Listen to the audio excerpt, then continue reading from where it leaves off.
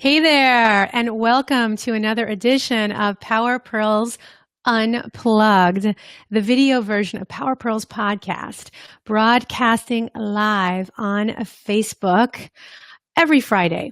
You can listen to the audio-only version of this episode by visiting powerpurlspodcast.com and subscribing on iTunes, Stitcher Radio, or whatever podcast player you like to listen to the episode on. So before we get started, I just want to give a quick shout out to those of you watching today's video. Please say hi and where you're viewing from. So let's just take a moment and do that. But before I forget, because I know you guys are just starting to flow into the room now. So I think I will wait because I was going to ask you to make sure that you share this with your friends, with your Facebook friends. So I will just hang out and I'll start saying hello to some of you guys as you flood into the room.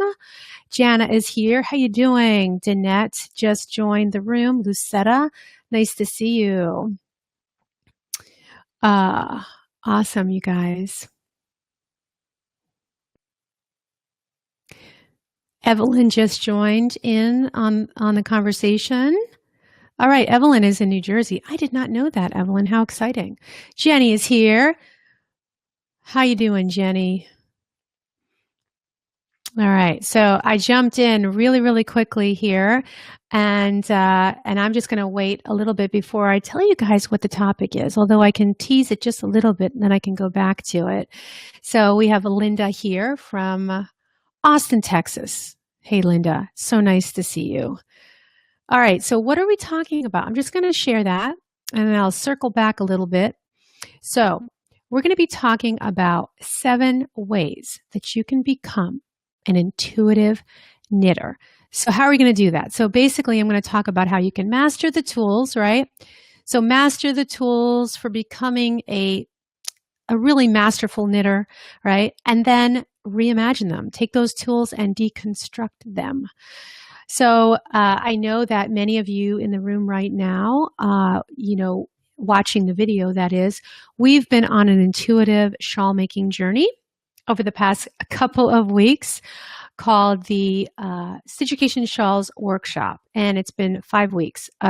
We're not even done, so we're still going through the workshop. So it's been a really exciting experience, and so this workshop is going to be available again soon. But right now we're like in the middle of it. It's live. It's really exciting, and it's all about how do you take a more intuitive approach when it comes to your knitting.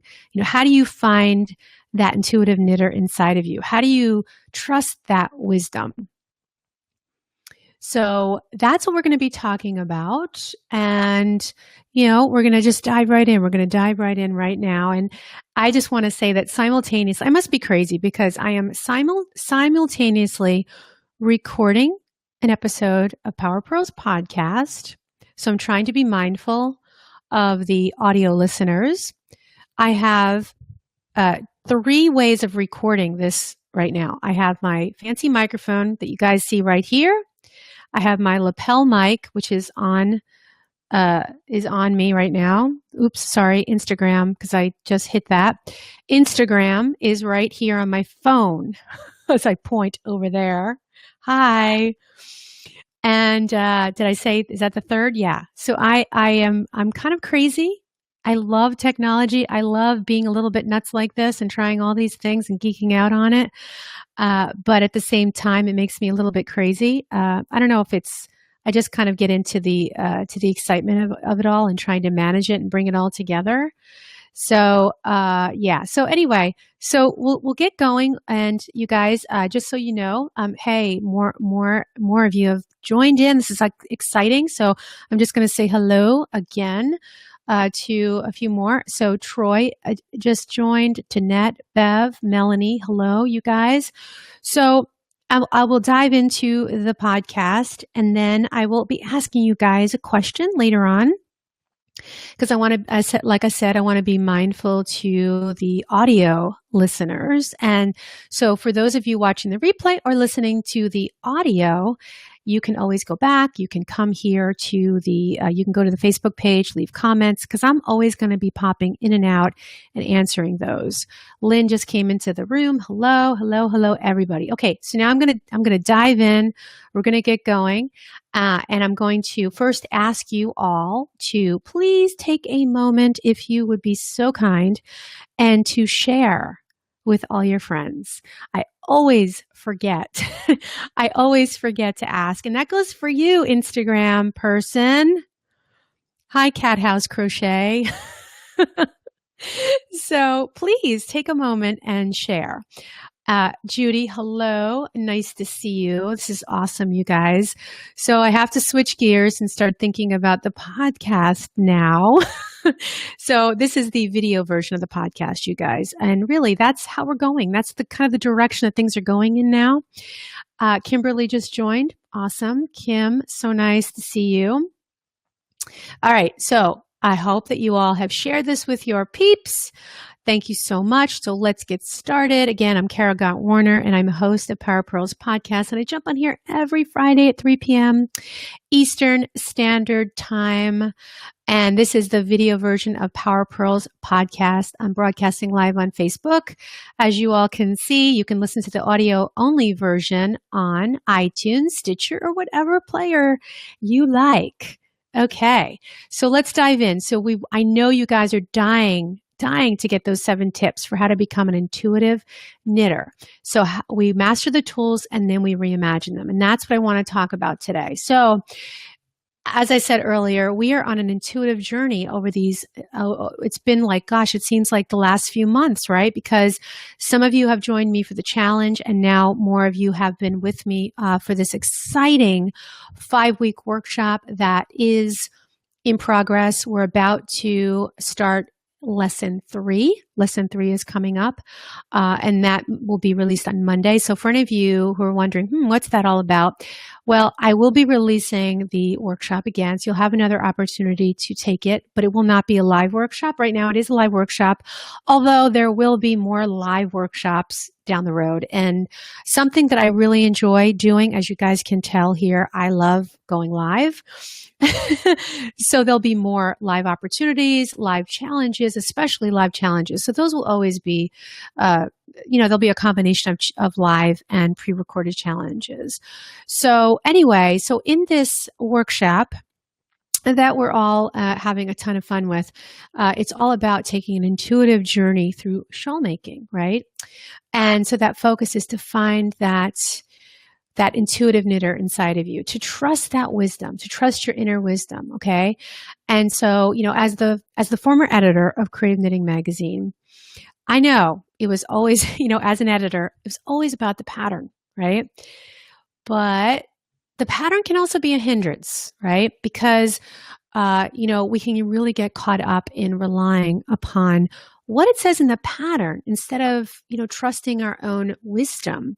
And so I think that, and we'll get into one of these, these tips that I have, because it's about, if you are reading a pattern, to just, sort of stop yourself and be like, what does come next? Let me take a look at what's happening on my needles, right? So patterns definitely have their place, right? They really do. So they're the beginning tools that help us learn, especially if we're new to the craft. But to take that tiny step in the direction of trusting what's on the needles is what we're going to dig into today, and how we can take these steps and kind of just to go in that direction, even if it's just a little bit. So if you feel a little bit, some trepidation about the idea of, saying, oh no, I'm not going to look at a pattern anymore. Well, no, that's not what I mean. But I really would love for you just to start trusting in your own intuition. Okay. So again, these 7 tips are really going to help you get there. So you just might be surprised, is all I can say. I think that by you're going with that to that place of trust, of believing in yourself, it builds confidence, and you really do empower yourself to become a more mindful knitter, for sure, and a more intuitive knitter, I should say. So you build that confidence. So yes, so mastering the tools and then dissecting them. So we understand the mechanics, right? So we need to do that, right? So I think before we can really reimagine, dissect, we have to first, maybe mastering them is a heavy word, but we need to basically understand how to use them. And so I'm going to kind of go into this little Picasso metaphor that I thought of today, because if you know Picasso, I think we probably all have heard of Picasso, right? So he was known, obviously, for Cubism, developing this art form called Cubism. So very odd shapes. And I used to think when I was a new art student, or before I was an art student, before I really became just a little bit more mature in my understanding of art and design, I used to think that, Picasso, why is he drawing these weird shapes, and like it's kind of sloppy, or whatever I thought. It doesn't really look like a person. Of course, that wasn't the idea, but just the way that Picasso would deconstruct.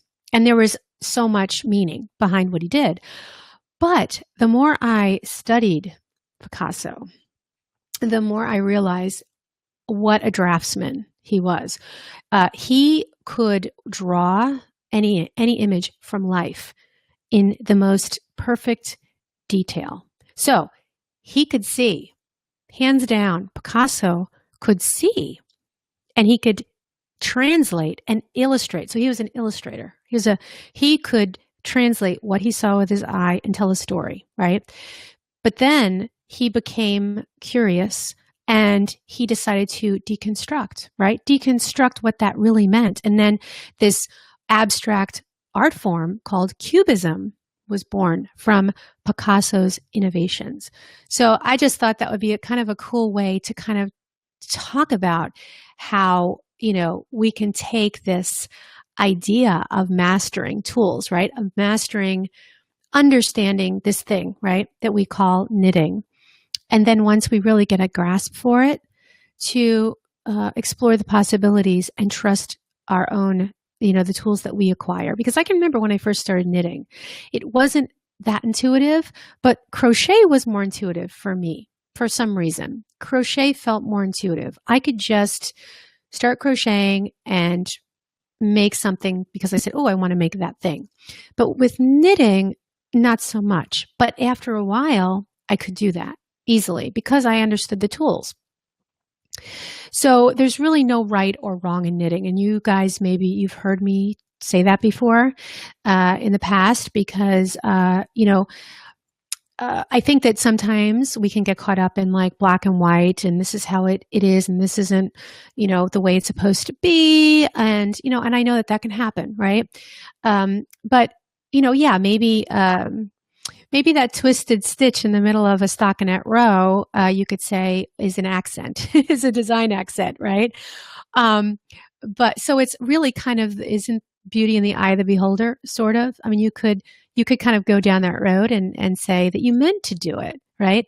But, really the truth is that there really is no right or wrong. But yes, I mean, a pattern needs to be understood. So if you are a pattern writer, so if you want to go down that path and become a designer, let's say, you do have to tell your story. And you have to tell that story in a way that the knitter will understand it so you can lead them down that path. And that's going to be another story or one of the best pieces of advice that I received that I'll tell you in just a few minutes when I get into these tips. So I want you to really feel like you can go by the beat of your own drum. So, if you're reading the pattern, it should be logical. Like I said, it should be logical and correct based on the path a knitter is supposed to take. But then pulling it apart and thinking differently about the pattern is something I think we should begin to challenge in our own experiences. So here's this. Yeah, I'll just tell you the story now. So this is about that leading the knitter down the path. If for example, any of you are wanting to design patterns, so this is speaking to that.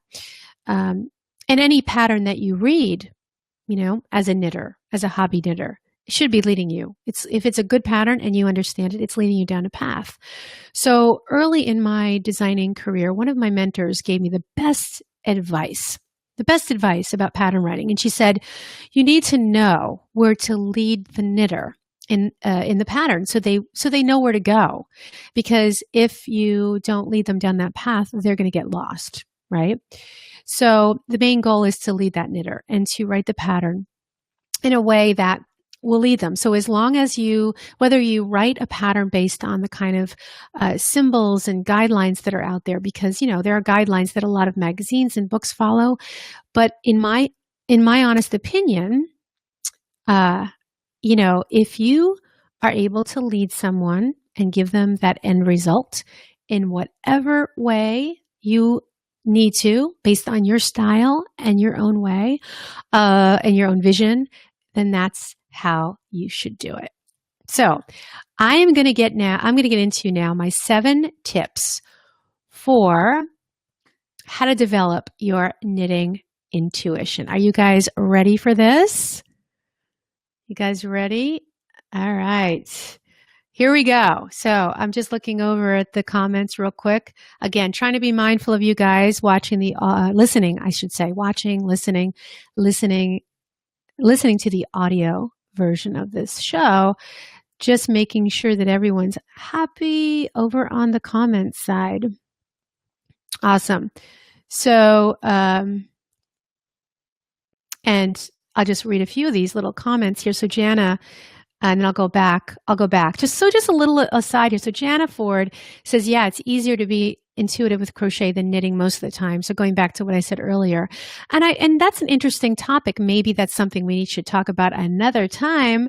But why is it easier to be more intuitive with crochet than knitting? I'm just curious about that one, because I think developing my knitting intuition took a little bit longer. So Melanie says, sometimes I look at things and wonder how I could translate things into knitting.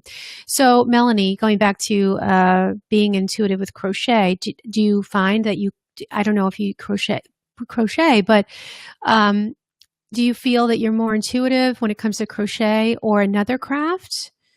So, and I think this comes with time. So I don't know how long you've been a knitter, Melanie. But I know for myself, like I said in the beginning, it wasn't so intuitive for me. But later on, it did. It became more intuitive. So, yeah. And so Kim says there are not knitting police. Exactly. No, it's really true. Although sometimes we can get caught up in that. And I see that sometimes with a pattern that I create, or I think that when you are an instructor, right? So if I'm sharing something with you guys, especially during the workshop, to do things a certain way, of course you want to make sure that you're doing it the right way. So I think it comes down to also your desire for really wanting to do things right, and that kind of the perfectionist thing. And again, I should be jotting these things down, but you know what? I have Melanie in the room. Melanie, maybe we should be talking about the perfectionist syndrome. What do you think? Melanie is really good at letting me know what I should be talking about. She gives me great ideas. And also the intuitive aspects of knitting versus crochet. Yeah. Oh, Jenny, you're so cute. I love how you say that. So Jenny says, I need to be a rebel like Kara. And that's what I'm trying to teach you guys, because I feel like it's time to deconstruct. And that's why I felt like it was really time to start talking about, this topic, to really, even though we've been talking about the intuition side, because over the years, of course, again, this goes into this deconstruction of things I can apply to what I've been doing as the editor of Crave Knitting, because, the truth is that I have been using these tools, right? So, and so what is that? How does that translate? Like the tools of the pattern. And so what does that mean exactly when it comes to where can we go with the pattern? How can the pattern change? It hasn't been that different for decades, So I don't know. I feel like a lot of the things that I've been saying up to this point, as long as we can lead the knitter or the crocheter, the yarn crafter down a path, however you decide to lead them down that path is all that matters. Yeah, that's it. Okay, so here are the 7 tips to develop your knitting or crochet intuition. Okay, these can be applied to knitting, crochet, or any needlecraft, or really, to be honest, I think it can apply to a lot of different crafts. So here we go. Number 1, learn to read what's on your needles. And this is something that you guys know I've been talking about a whole lot. I always talk about it. So sorry if I sound like a broken record, but this is a really good thing. This is a really important, point. So, if you're working open work like SSK, knits you together, you know that the SSK obviously slants to the left, and maybe if you don't, it does. So slip, slip, knit is a decrease that slants to the left. And then when you knit 2 stitches together, they slant to the right. So when you work these over and over again in a specific pattern, you can predict, you can see, you can read your knitting, and you know that it's coming up. So that's the basics. And on more intricate patterns, maybe it would be harder to see. But as you dive into different things and different types of techniques, it'll be a lot easier for you to read that pattern and become more intuitive. And then number 2, so here's tip number 2. So what comes next, right? That's the tip. What comes next on the needles? If working a pattern, when you finish a row, instead of that knee-jerk reaction to look at what comes next, like what's written, see if you can figure out, see if you can stop yourself and think, I've been working this pattern, so let me see if I can figure out what the next step is based on what my fabric is telling me, what's forming on my needles. And then number 3 is to sit with the swatch, okay? And you guys know this, I can't talk about intuitive knitting without talking about, I can't talk about becoming an intuitive knitter without talking about the swatch. And it doesn't necessarily mean working a gauge swatch, you guys. That's part of it. But to sit with your yarn, get to know your yarn. Every yarn is different, and it's not going to behave the way that you think it does just by looking at it on the skein or on the ball, or based on, let's say you have a pattern and it calls for a different yarn and you want to use that yarn, right? The one you have in your stash.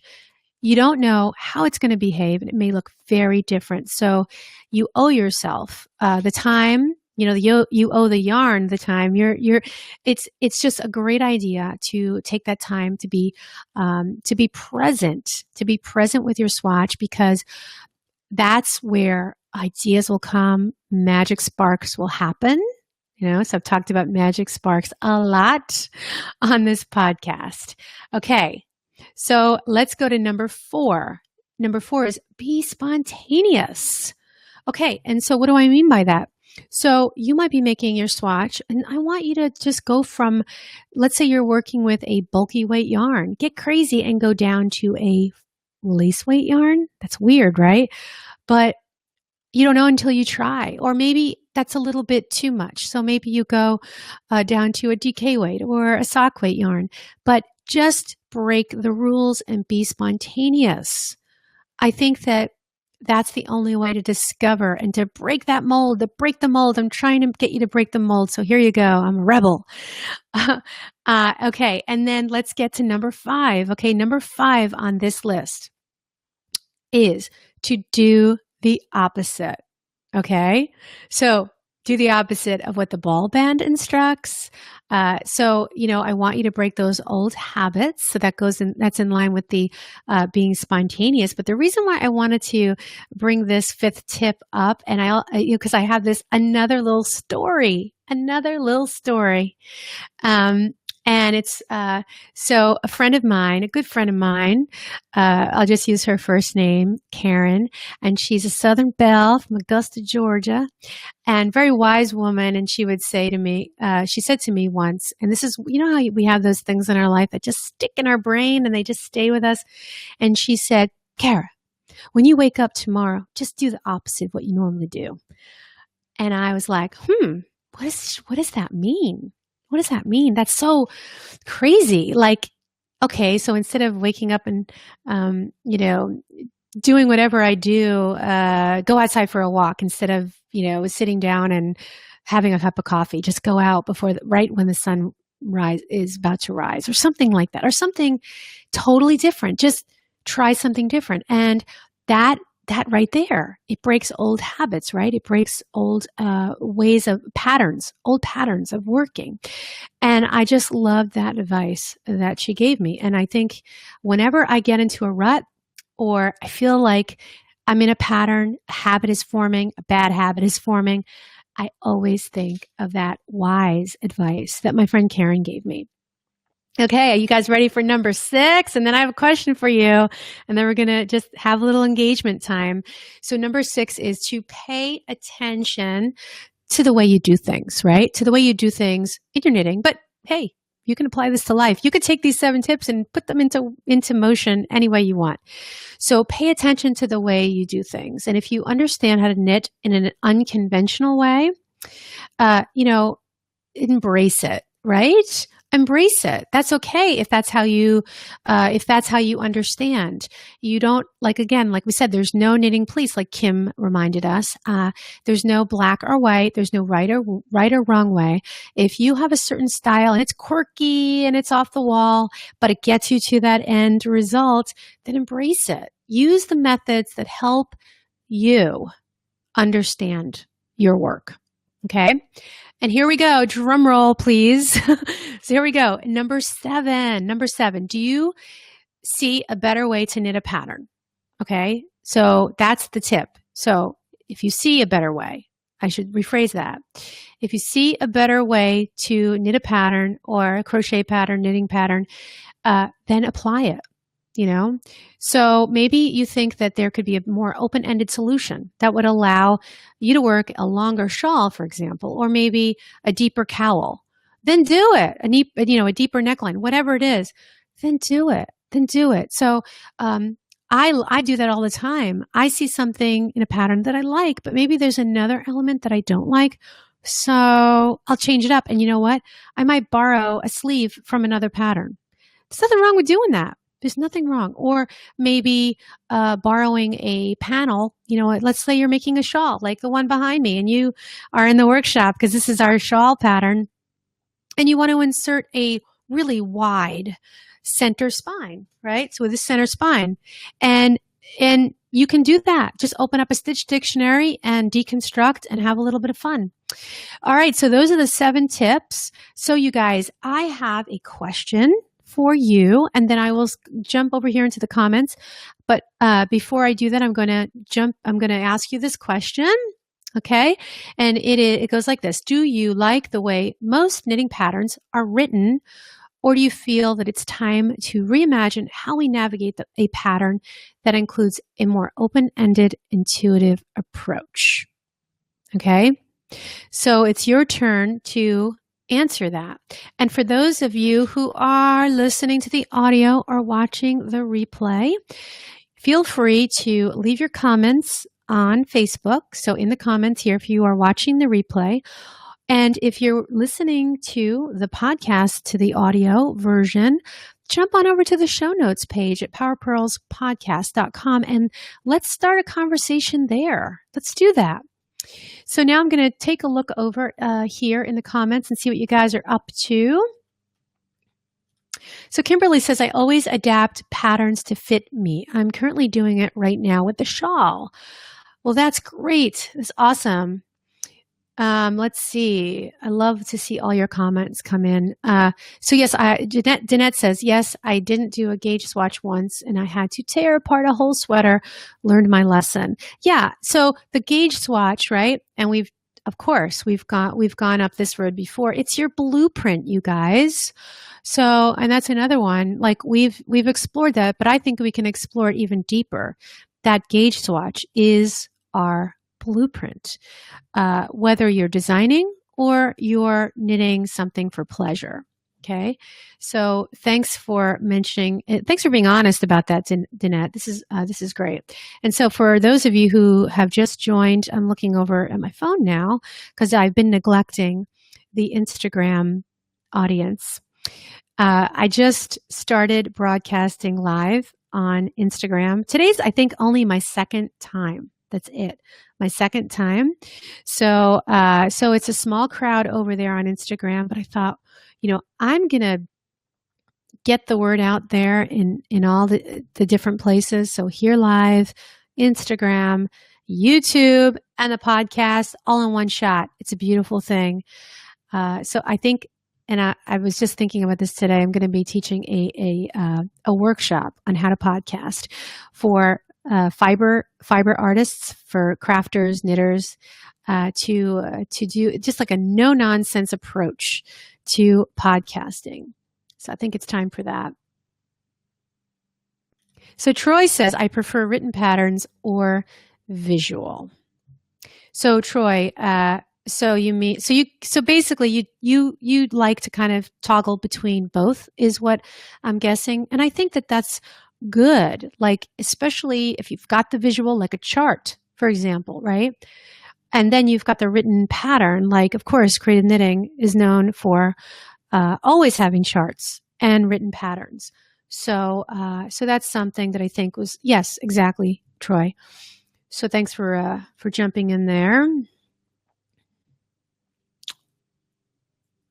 So I'm just going to kind of go through here. So Evelyn says, I love how much you encourage swatching, Kara. I am an old school knitter and somehow swatching has gotten a bad name lately. Ah, well, I love swatching, and I have to actually give credit to Deborah Newton. If you guys know who Deborah Newton is, she wrote a book called Designing Knitwear. It's an old book, but she's written so many other books, like some of her more recent books. Finishing School is a wonderful, wonderful book.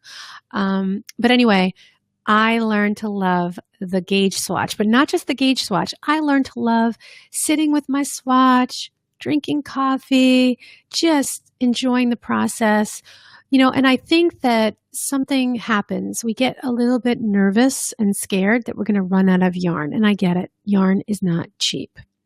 So we're afraid that we're going to run out of yarn and not have enough for our project. But I think that, it's so worth it to sit and not worry, because most of the time I think we realize we have enough. And if we don't, we can rip out the gauge swatch. Because here's another thing too. It doesn't take a lot of yarn, right? It doesn't take a lot of yarn to make a gauge swatch. So you're really not going to miss out. You're not going to run out of yarn. And like I said, if you do, you can rip out the gauge swatch. And the other thing is too, if you have to use your gauge swatch, you probably should have gotten another ball of yarn, right? Because that's cutting it pretty close. Yeah. So you guys, well, this is great. And, I'm just scrolling through here a few more because Melanie says, actually, I probably should have put up a different comment here from you, Melanie. Let me scroll down. Let's start with this one. So Melanie says, because I posed an earlier question about the intuitive aspects of how Melanie wished that she could be more intuitive when it comes to knitting. So Melanie says, I've been knitting for about 10 years now, and I'm just starting to let go of patterns to make my own.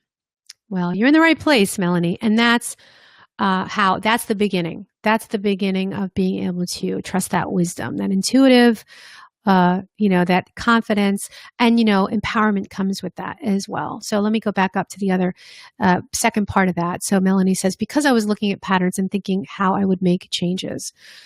I see. So that makes sense. So, so maybe you saw a pattern that you like, but maybe you want to see how that could become something completely different and how maybe that light bulb might go off to help you figure out what that is. Yeah. So awesome. All right. Okay. Gosh, there's so many great questions coming in here. And so, yeah, so you guys, this is awesome. So so the question, that I asked you, about the knitting pattern, like whether you like the way patterns are written as is, or if you'd like to take an intuitive approach. If you're still thinking about it, you guys can still jump into the comments. If I don't get to any more of those questions during this podcast, I will always pop back in and read them. And I invite all of your comments, questions, and feedback. Alrighty. So, all right. So I'm just going to start to wrap things up here. This has been, Yeah, a little more than a half hour now.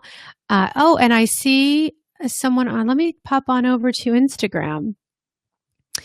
So, hi there. Um, my first sweater was knit without a pattern, just the math blueprint from a series of YouTube videos from Webs. Had to do a swatch. Awesome. So just the math blueprint from a series of YouTube videos. That's pretty amazing. So I think when you're able to watch a video, I think nowadays we have the ability to watch a video and see, look at, let's say, a blueprint, a chart, or watching someone's hands actually doing the technique.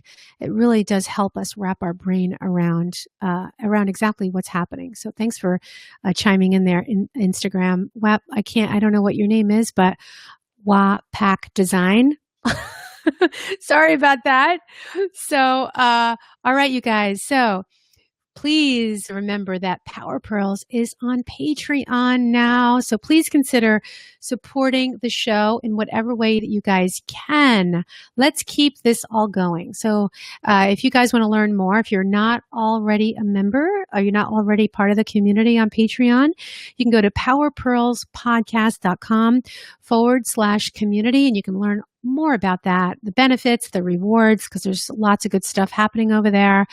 And also, right now we're doing this 5-week workshop that I've been talking about this whole time. That was a special promotion that I started back in April, which is live. So things will be happening again. And I am launching an online school, a brand new school. I only have, I'm still building it out. So I'm not going to talk too much about it right now. I get carried away. But I am offering one-on-one 3-month coaching. I still have some slots open. I've been talking about that over the last couple of weeks. So if you are interested in working with me and you really want to build your fiber brand and business, let me help you, because I'm able to, I can pay forward my 15 years plus my 15 plus years of experience in the fiber yarn world. So if you want to learn more, go to powerpurlspodcast.com/coaching. Just to learn more, you can check out what's in store over there. So you guys, this has been really great. Thank you. Thank you so much for joining me today for another episode of Power Purls Podcast. All you guys on Facebook, enjoy the weekend, and also on Instagram Live. I will catch you guys next time. So, see ya.